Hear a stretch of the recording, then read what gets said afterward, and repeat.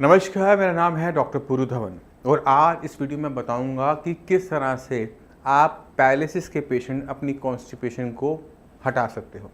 Constipation हर इंसान को ज़िंदगी में एक दो बार ज़रूर फेस करने को मिलती है, कुछ लोगों को ये डेली बेसिस पर होती है, मगर ये कॉन्स्टिपेशन एक पैरालिसिस पेशेंट के लिए बहुत दिक्कत क्रिएट करती है।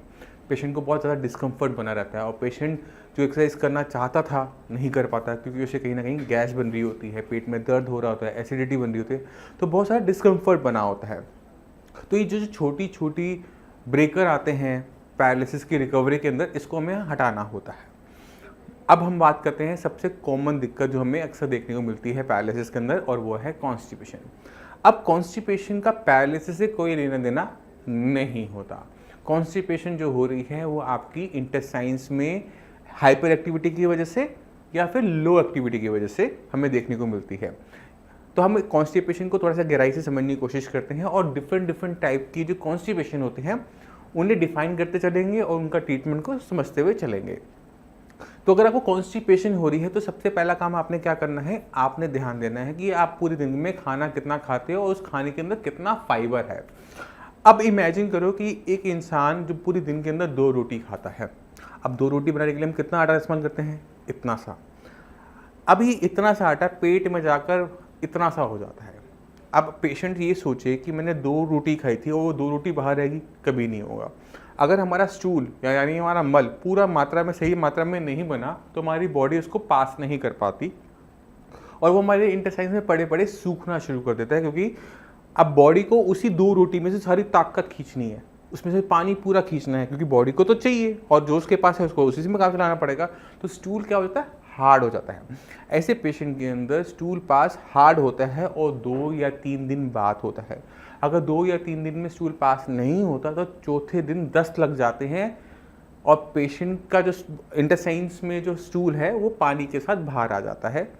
तो हमें ये सारी चीज़ें नहीं चाहिए। तो ऐसे पेशेंट जिनको स्टूल 2 या 3 दिन बाद आता है, हार्ड आता है, उनको चाहिए सबसे पहले कि अपनी डाइट को सुधार करें, अपनी डाइट के अंदर फाइबर को ऐड करें, रोटी के साथ थोड़ी सी सैलेड का यूज़ करना स्टार्ट करें।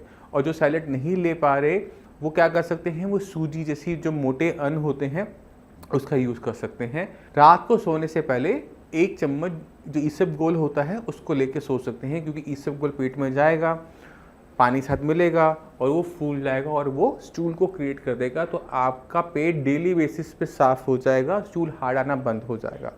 दूसरा तरीका क्या है कि फाइबर के साथ अगर आप रात को थोड़ा सा दूध की मात्रा बढ़ा देते हो, फुल क्रीम की, गाय के दूध की, तो अगले दिन थोड़ा सा लेग्जेटिव वर्क हो जाता है, मोशन आराम से क्लियर हो जाती है, जो हार्डनेस है वो ख़त्म हो जाती है। तो पहला काम क्या करेंगे, पहले हम उसे बल्क देंगे, यानी उसे एक मास देंगे, उसको वजन देंगे स्टूल को।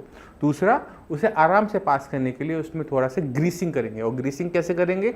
उसमें हम करेंगे नेचुरल फैट की, और वो हमें मिलता है मिल्क से। ये हुई फर्स्ट स्टेप की जो कॉन्स्टिपेशन है उन पेशेंट के लिए आराम। अगर आपकी प्रॉब्लम से सॉल्व हो जाती है ठीक है, अगर इससे ठीक नहीं होती तो फिर वहाँ पर जाकर हमें थोड़ा सा मेडिसिन को ऐड करना पड़ता है। तो जो हम सुनते हैं कि इसबगोल खा लो, पपीता खा लो, दूध पी लो, ये सारा कुछ आपको पहले ट्राई कर लेना चाहिए, इसके बाद ही मेडिसिन का नंबर आता है। अब चलते हैं दूसरी टाइप की कॉन्स्टिपेशन के अंदर। उसके अंदर हमें समझना होता है कि स्टूल चिकना आता है, उसमें चिपचिपाहट होती है और हर बार खाना खाने के बाद जाने का मन करता है, और जब हमारा मन करता है हम जाते हैं, होता पूरा नहीं है, फिर भी पेट भारी भारी महसूस करता रहता है। कभी कभार खट्टे डकार, गैस, एसिडिटी बहुत ज़्यादा बन रही होती है। ये जो कंडीशन होती है इसको हम कहते हैं कोलाइटिस। ये तब होती है जब हमारी इंटेस्टाइन्स के अंदर स्वेलिंग आती है। इसको थोड़ा सा गहराई से समझने के लिए आपके स्क्रीन पे इंटेस्टाइन का डायग्राम है, तो देखो ये आपकी जो कॉलोन है, अगर इनके अंदर सूजन आ जाएगी तो क्या होगा कि इंटेस्टाइन्स अपने आप को बचाने के लिए एक सिक्रीशन को पास करेंगी जिसे हम कहते हैं म्यूकस। अब यही म्यूकस घूमता घूमता जब स्टूल के रस से बाहर जाएगा तो चिपचिपाहट के साथ मल निकलेगा। कभी कभी वो बहुत ज़्यादा बदबूदार होता है, कभी कभी वो पेट में दर्द करता है और अक्सर यहाँ पर हल्का का भीना भीना दर्द होता है।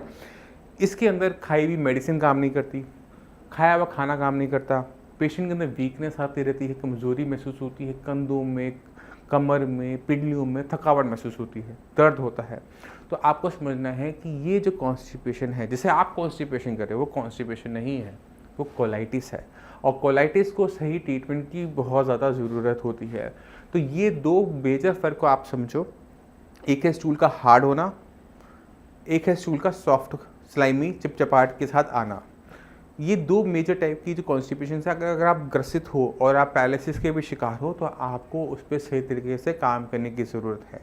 अगर आप कोलाइटिस के शिकार हो तो अगर आप साइंस इंजीनियरिंग से ट्रीटमेंट ले रहे हो तो आपने अपने डॉक्टर को आज ही फ़ोन करना और बताना है कि आपको कोलाइटिस की दिक्कत है। कि कोलाइटिस के पेशेंट के अंदर एब्जॉर्प्शन, यानी हम जो भी खाना खाएंगे, जो भी मेडिसिन खाएंगे, उसकी एब्जॉर्प्शन में दिक्कत होती है। जब वो एब्जॉर्ब नहीं हो पाती, वो मेडिसिन या खाना ब्लड में नहीं आ पाता और वो बॉडी को एनर्जी दे नहीं पाता।